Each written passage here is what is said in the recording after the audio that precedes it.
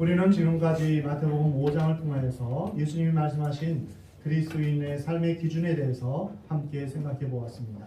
그것은 한마디로 그리스도인의 의로운 삶입니다. 예수님은 그것을 6가지로 구분하여 말씀하셨는데요. 첫째, 살인하지 아니하며, 둘째, 간음하지 아니하고, 셋째, 결혼을 중히 여기며, 넷째, 신실한 언어 생활을 하며, 다섯째, 어떠한 경우에도 복수하지 아니하고, 여섯째, 원수까지도 사랑하는 삶입니다. 이 말씀들은 모두 하나님을 믿는 천국 백성들의 도덕적인 삶의 모습입니다. 오늘 본 말씀은 이러한 도덕적인 의가 이루어진 사람은 어떤 신앙적인 태도를 가져야 하는지에 대해서 말씀하십니다. 과연 예수님을 잘 믿는다는 것은 무엇을 의미하는가 하는 것입니다. 오늘 본문 1절 말씀입니다. 우리 함께 같이 읽겠습니다. 시작. 사람에게 보이려고 그들 앞에 너희 의를 행하지 않도록 주의하라. 그리하지 아니하면 하늘에 계신 너희 아버지께 상을 받지 못하느니라. 아멘. 첫째로 참된 신앙은 사람 앞에서가 아니라 하나님 앞에서 이루어지는 것입니다. 사람 앞에 나타내 보이거나 칭찬을 받으려고 행하는 모든 행위는 참된 신앙이 아닙니다. 예를 들어 사람을 의식해서 헌금을 한다든가, 사람에게 보이기 위해서 교회에 나온다든가, 사람을 기쁘게 해주기 위해서 찬양을 한다든가, 사람을 즐겁게 하기 위해서 설교를 하는 것 등입니다. 인간의 의는 더러운 옷과 같아서 그 의로는 하나님 앞에 절대 나아갈 수 없습니다.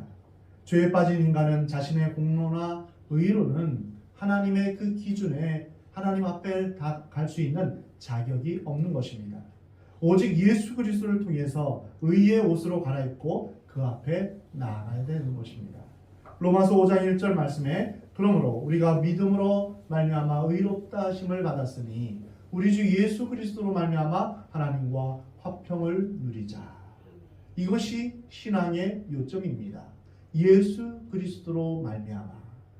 그러나 문제는 우리의 신앙이 예수님을 통해 하나님께 나아가려고 하지 않고 사람을 향해 있다는 것입니다. 사람이 듣기 좋게 설교하고 화려하고 웅장한 건물을 자랑하며 사람에게 칭찬받기 위해 봉사하고 구제하는 그런 행위입니다. 이것은 위선입니다. 성경에서는 이것을 외식이라고 표현했습니다.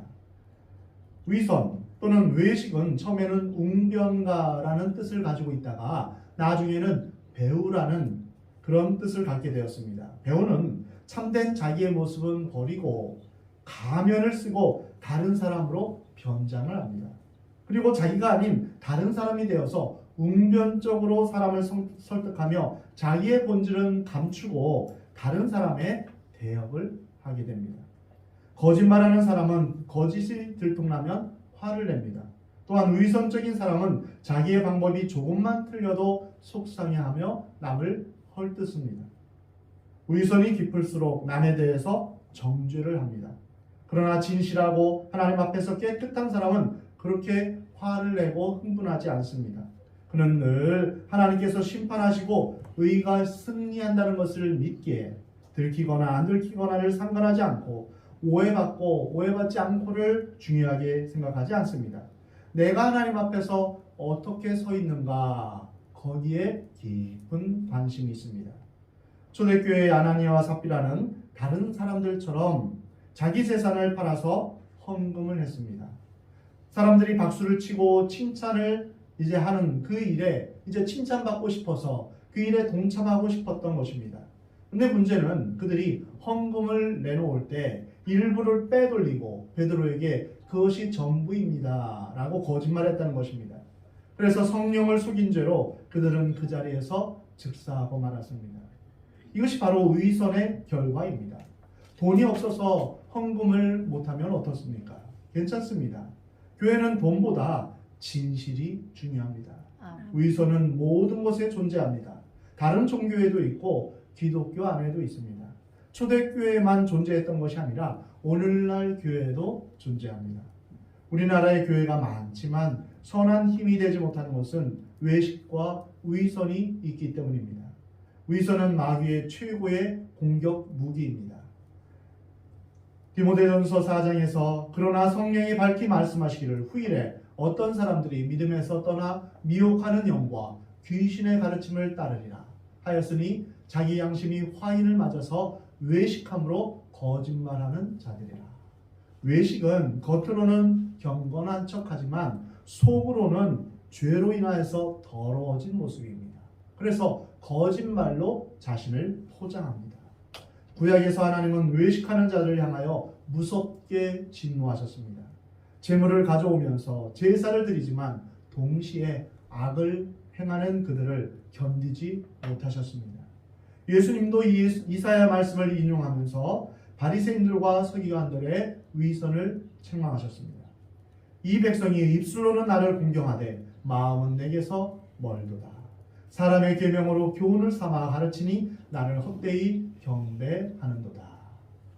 하나님 앞에서 신앙생활을 하는 것 같지만 실상은 세상의 교훈을 가르치면서 사람들의 칭찬을 구하는 것입니다. 사람들이 나를 어떻게 생각할까? 이렇게 깊이 생각하는 사람들은 칭찬에 대해서 목말라하며 탐욕스럽게 갈구합니다. 이것이 바로 우리가 받는 유혹입니다. 요한복음 5장 44절에서 예수님은 너희가 서로 영광을 취하고 유일하신 하나님께로부터 오는 영광은 구하지 아니한다라고 말씀하십니다. 우리가 하나님을 높이면 하나님께서 우리를 높여주십니다. 하나님의 임재 가운데 하나님의 영광이 드러나는 것입니다. 그래서 우리는 하나님이 우리와 함께 하시기를, 또한 우리가 하나님을 높이기를 원하고 하나님의 영광이 우리 가운데 임하기를 우리는 구해야 됩니다. 그렇지만 많은 사람들은 하나님으로부터 오는 영광은 구하지 않습니다. 요한복음 12장 43절에서 그들은 사람의 영광을 하나님의 영광보다 더 사랑하였더라. 이렇게 탄식하십니다. 자기의 영광, 자신의 명예, 자신의 만족을 위하여 의를 행하지 말라고 말씀하십니다. 인자하신 예수님께서 서기관과 바리새인들에게 그렇게 무섭게 책망하신 이유는 그들의 교만과 위선 때문이었습니다. 하나님은 우리가 죄를 짓고 탕자 같은 생활을 해도 회개하고 돌아오면 우리를 안아주십니다. 용서해 주십니다. 그러나 신앙적인 교만과 위선은 용납하지 않으십니다. 왜냐하면 그들은 회개하지 않기 때문입니다. 자기가 스스로 의롭다고 생각하기 때문입니다. 그래서 예수님은 너희가 행하는 모든 신앙적인 행동은 사람 앞에서 행하지 말라라고 말씀하고 있습니다. 오직 하나님 앞에서 행한 신앙만이 하나님 앞에서 영원히 남게 됩니다. 그러므로 우리의 관심은 오직 어떻게 하면 하나님께 영광을 돌릴 수 있을까? 이것이 우리의 관심사여야 됩니다. 주사랑교회의 첫 번째 기도 제목도 오직 하나님께만 영광을 돌리는 교회가 되게 하옵소서. 이것이 주사랑교회의 첫 번째 기도 제목입니다. 예수님이라면 어떻게 하셨을까? 이 책 제목처럼 우리의 모든 상황 가운데서 예수님이라면 이 상황 가운데 어떻게 하실까? 어떻게 생각하시며 어떻게 행동하실까? 이렇게 하나님 앞에 물으며 행동하는 사람, 하나님은 그러한 사람을 원하십니다. 많이 모이지 않아도 마음을 다하여 정성을 다하여 드리는 예배, 동전 두 님밖에 낼 수 없는 형편에서도 눈물을 흘리면서 하나님 앞에 감격하며 내는 헌금, 하나님은 그것을 기쁘게 받으십니다. 신앙은 사람 앞에서가 아니라 하나님 앞에서 하는 것입니다. 두 번째로 참된 신앙은 그 상급이 인간으로부터가 아니라 하나님으로부터 오는 것을 믿는 것입니다. 그러므로 우리가 하나님 앞에서 무슨 일을 했다면 다른 사람이 알아주지 않았다고 해서 섭섭함이 없어야 합니다. 왜냐하면 모든 상급은 하나님으로부터 오는 것이기 때문입니다. 하나님은 우리에게 상 주시기 원하시는 분입니다. 하나님이 살아계신 것을 믿고 또한 하나님을 찾는 자들에게 하나님은 상 주신다고 약속하셨습니다. 히브리서 11장 6절에 믿음이 없으면 하나님을 기쁘시게 하지 못하나니 하나님께 나아가는 자는 반드시 그가 계신 것과 또한 그가 자기를 찾는 자들에게 상 주시는 이심을 믿어야 할지니라. 하나님은 어떤 사람에게 상을 주십니까? 바로 하나님이 살아계신 것과 하나님을 찾는 자들에게 하나님은 상을 주십니다. 또한 박해를 참고 견디는 자에게 상을 주십니다. 그리고 작은 자를 섬기며 냉수 한 그릇이라도 대접하는 자에게 이제 상이 있을 것이라고 말씀하셨습니다. 또한 충성된 종 역시 자신의 상을 받게 됩니다. 만약 우리의 신앙생활에 대해서 어떠한 상급도 없고 보상도 없다면 우리의 신앙생활은 무의미하고 헛될 뿐입니다. 오늘 본문 1절에서 하늘에 계신 너희 아버지께 상을 받는다라고 했는데, 상을 받는다는 이 뜻은 당시 상거래의 전문 용어입니다. 물건을 샀을 때 영수증을 받는다, 이런 뜻입니다. 그러니까 하나님 앞에서 우리가 어떤 신앙생활을 할 때, 그것이 예배이든 찬양이든 구제이든 봉사이든 헌금이든 간에 상급은 이미 지불되었다는 것입니다. 그렇습니다. 우리가 하나님 앞에 무엇을 하고자 마음먹고 행하면 이미 상이 임한 것이며 영수증이 나간 것입니다. 하나님은 이미 우리에게 상급을 베풀 준비를 하고 계십니다. 그런데 사람에게 또 칭찬을 받으려고 하면 영수증을 2번 받는 것입니다. 여러분, 물건 사고 나서 영수증을 2번 받습니까? 그렇지 않죠. 1번만 받게 되죠. 만일 우리가 세상 사람들로부터 칭찬이나 인정을 받으려는 마음이 지나치면 하나님으로부터 더 이상 받을 것이 없습니다. 부득이하게 노출되는 경우는 할 수 없지만 사람을 의식해서 자랑하고 드러내는 행위를 피해야만 하나님으로부터 상을 받을 수 있습니다. 하나님께서 우리에게 주시는 상급은 이 세상에서의 물질적이고 현세적인 복이 아닙니다. 그리고 보상을 바라며 충성하는 사람은 보상을 받을 수가 없습니다. 하나님을 사랑하는 마음으로 나는 어떠한 보상도 보수도 받을 자격이 없습니다. 저는 무익한 종입니다. 이렇게 고백하는 사람이 보상을 받게 되는 것입니다. 사탄은 우리가 완전하고 영원한 하나님이 주시는 축복 대신에 일시적이고 현실적인 축복을 가지고 유혹합니다. 그래서 하나님으로부터 오는 영적 축복보다는 사람들의 달콤한 칭찬을 더 구하게 됩니다. 이러한 참된 신앙의 2가지 기본적인 태도, 즉 모든 신앙은 사람 앞에서가 아니라 하나님 앞에서 하는 것이다. 그리고 모든 상급은 하나님으로부터 받는 것이다. 이 2가지 태도 가운데, 원칙 가운데 예수님은 구체적인 신뢰로 3가지 신뢰를 말씀하셨습니다. 첫째는 구제요, 2번째는 기도이며 3번째는 금식입니다. 구제는 나와 이웃과의 관계입니다. 그리고 기도는 나와 하나님과의 관계입니다. 금식은 나와의 관계, 자기 절제의 문제며 이제 나 자신의 신앙적인 문제입니다. 나와 이웃, 나와 하나님, 나 자신의 이 3가지 관계를 통해서 우리의 신앙이 형성되는데, 그 예로 들어주신 것이 바로 구제와 또한 기도, 금식입니다. 먼저 첫 번째로 구제에 대해서 하나님 우리에게 예수님 말씀하십니다. 2절 말씀입니다. 그러므로 구제할 때 외식하는 자가 사람에게 영광을 받으려고 회당과 거리에서 하는 것 같이 너희 앞에 나팔을 불지 말라. 구약이나 신약에서 구제는 이웃을 향한 하나님의 뜻이요 명령입니다. 교회가 구제와 선교에 얼마나 깊은 관심이 있느냐에 따라서 그 교인들의 신앙의 성숙도가 이제 가늠할 수 있습니다. 하나님은 악인에게도 선인에게도 모두 골고루 햇빛과 비를 주십니다. 자비와 사랑의 하나님은 특별히 배고픈 자, 억눌린 자, 소외된 자에게 관심을 가지고 계십니다. 그래서 자기 백성들이, 하나님의 백성들이 그 소외된 자, 배고픈 자들에게 이제 도움을 주기를 원하십니다. 오늘날 이 땅의 교회들은 가난한 자를 돕고 억눌린 자를 위로해주며 소외된 자에게 관심을 가져야 할 책임이 있습니다. 하나님께서 우리가 이웃을 도와준 것을 얼마나 기뻐하시는지 모릅니다. 레위기 19장 18절에 하나님은 내 이웃 사랑하기를 내 몸과 같이 하라 라고 말씀하셨습니다. 사도행전에서 초대교회는 성령 받은 사람들이 전도뿐 아니라 구제와 봉사에도 힘썼음을 볼 수 있습니다. 특별히 구제할 때 생색을 내거나 또는 이제 자만심을 가져서는 안 됩니다. 왜냐하면 하나님께서 내게 맡겨주신 그 물질을 없는 사람에게 나누어주는 것은 당연한 것이기 때문입니다. 그것은 주인의 것을, 하나님의 것을 우리가 대신 전달해 주는 것입니다. 먹고 입고 자고도 남는 돈은 하나님께서 우리에게 투기하라고 주신 돈이 아니라 가난한 자를 도우라고 주신 돈입니다. 땅 투기가 요즘 연일 화제에 오르내립니다. 하나님의 것을 사람들이 정해놓고 내 것이다, 네 것이다 서로 싸우며 값을 마음대로 매기며 투기하는 것을 볼 수 있습니다. 땅은 하나님의 것입니다. 하나님의 것이 투기의 대상이 되어서는 안 됩니다. 병원에 안 가도 될 만큼 우리에게 건강을 주신 것은 그 건강을 자랑하고 정욕을 위해서 쓰라고 한 것이 아닙니다.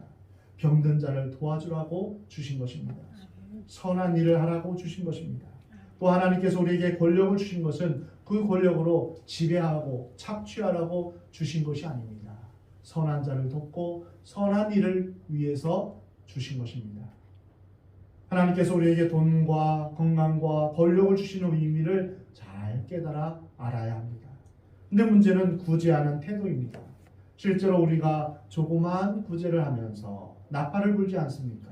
전달실 할 때 사진 찍고 또 신문에 내고 잡지에 내기를 원하는 것이 바로 그런 것입니다. 빈 수레가 요란하듯 언제나 이제 작은 구제를 한 사람이 큰 일이나 한 것처럼 큰 소리를 칩니다. 이러한 구제는 하나님이 기억하지 않으십니다. 진실한 신앙행위는 언제나 그 행위 자체에 의미가 있습니다. 그리고 거기에 축복과 상급이 담겨 있는 것입니다. 이것을 세상적인 것으로 더럽혀서는 안 됩니다. 2절에서 진실로 너희에게 이르노니 그들은 이미 자기 상을 받았느니라. 어떤 사람은 헌금을 하거나 구제할 때 꼭 자기가 그것을 확인하고 간섭하고 그 결과에 대해 추궁하는 사람이 있습니다. 아주 불행한 사람입니다. 헌금이나 구제를 했으면 잊어버리십시오. 다만 그것이 하나님의 뜻대로 잘 쓰이도록 기도하십시오. 그 내역을 다 알아야 하고 확인해야 하고 영수증을 받아야 하고 그 결과까지 책임지려는 사람은 자기가 하나님이 되려는 사람입니다. 또 구제와 헌금을 통해 다른 사람을 지배하려는 태도를 가진 사람도 있습니다. 이것은 구제도 아니고 헌금도 아닙니다. 그리고 의무감이나 자신의 명예나 권력 때문에 구제하는 것도 바른 태도가 아닙니다. 그러면 참된 구제의 태도는 무엇일까요? 오늘 본문 3절, 4절 말씀입니다. 우리 함께 같이 읽겠습니다. 너는 구제할 때 오른손이 하는 것을 왼손이 모르게 하여 내 구제함을 은밀하게 하라. 은밀한 중에 보이는 너의 아버지께서 갚으시리라. 은밀한 중에 보시는 하나님께서 갚으십니다. 어찌 오른손이 하는 것을 왼손이 모를 수 있겠습니까? 이 말의 뜻은 구제할 때 다른 사람이 모르게 할 뿐 아니라 자신도 모르게 하라는 뜻입니다. 즉 도와줄 때 자기를 의식하거나 개입해서는 안 된다는 것입니다. 헌금할까 말까, 구제할까 말까를 고민하다가 여러 번 생각하다가 막상 하려고 하면 굉장히 좋은 사람으로 자신을 포장하며 드러냅니다. 그래서 겉으로는 겸손한 척하지만 남을 구제하는 나는 참 괜찮은 사람이야 스스로 생각하며 자신을 교만하게 만듭니다. 자기가 구제하는 것을 뿌듯해하며 자랑하고 싶은 마음입니다. 이것은 구제가 아닙니다. 남을 도와준 것을 우리의 기억 속에서 없애야 합니다. 어떤 사람이 와서 작년에 참 도와주셔서 참으로 감사합니다. 덕분에 제가 정말 힘이 됐습니다. 이렇게 인사를 해도 기억나지 않아야 한다는 말입니다. 또 다른 예로 내가 이번에 너 용서하면 3번째 용서하는 거야 라고 한다면 그것은 다 용서하지 않았다는 것입니다. 그 말 뜻은 나는 내가 잘못한 거 다 기억하고 있고 2번이나 용서해 준 것도 기억하고 있다. 그러니 내가 너를 봐주는 사람이다. 이런 뜻입니다. 그것은 용서도 사랑도 아니고 고도의 지배술입니다. 그래서 우리는 용서할 때도 동이 서에서 먼 것처럼 깊은 바다에 던져진 것처럼 다 우리는 잊어버려야 됩니다. 하나님이 우리를 그렇게 용서하십니다. 그리고 우리가 다시금 하나님 앞에서 새로운 출발을 할 수 있도록 하나님께서 우리에게 깨끗한 정결하게 하나님 우리의 죄를 도말하십니다. 구제도 역시 마찬가지입니다. 우리가 하나님 앞에서 행한 것이라면 잊어버려야 합니다. 하나님께 영광을 돌렸다면 그것으로 끝나야 합니다. 그리고 언제나 새로운 출발을 해야 하는 것입니다. 내가 구제했다 하는 자아의식이 많은 사람은 영적으로 교만해집니다. 결론적으로 우리가 구제할 때 어떤 마음으로 해야 될까요? 남을 돕고 싶어하는 마음을 주신 분도 하나님이시다. 이런 행동을 하게 하신 분도 하나님이시다. 도울 수 있는 여유를 주신 것도 하나님이시다. 내가 자랑할 것은 아무것도 없습니다. 오직 이를 이루신 하나님께만 영광을 돌립니다. 이렇게 고백할 때 참된 구제가 이루어지는 것입니다. 우리가 남을 도울 수 있다는 것은 얼마나 귀한 일입니까? 그런 마음을 주셨다는 것, 그리고 그런 여유를 주셨다는 것은 너무나 귀한 은혜입니다. 하나님은 또한 언제나 은밀하게 보시며 그것을 기억하고 계십니다. 우리가 잊어도 하나님은 기억하고 계시며 우리의 속마음을 감찰하고 계십니다. 예수님은 하나님이시면서도 낮고 천한 인간으로 말구유에 누우시고 또한 제자들의 발을 씻기셨으며 세상에 소외된 자들을 만나 주셨습니다. 한 번도 자기를 과시하거나 또한 자신의 힘을 표현해 본 적이 없으셨습니다. 사도행전 20장 35절에서 주는 것이 받는 것보다 복이 있다라고 말씀하고 있습니다. 아멘. 여러분의 평생에 주는 사람이 되기를 바랍니다. 아멘. 나눠주고 베풀어주는 그런 하나님의 은혜를 여러분 나누는 여러분 되시기 바랍니다. 아멘. 베풀고 나눌 때 하나님께서 더 채우시는 그러한 은혜를 경험하시기 바랍니다. 아멘. 또 주고 나서 기억하지 않는 그런 여러분 되시기 바랍니다. 아멘. 그래서 하늘로부터 오는 진정한 상급으로 말미암아 여러분 가운데 마음의 평화와 기쁨이 임하며 또한 하나님 나라에서 하나님으로부터 큰 상급을 받는 저와 여러분의 삶이 되기를 하나님은 원하십니다. 아멘.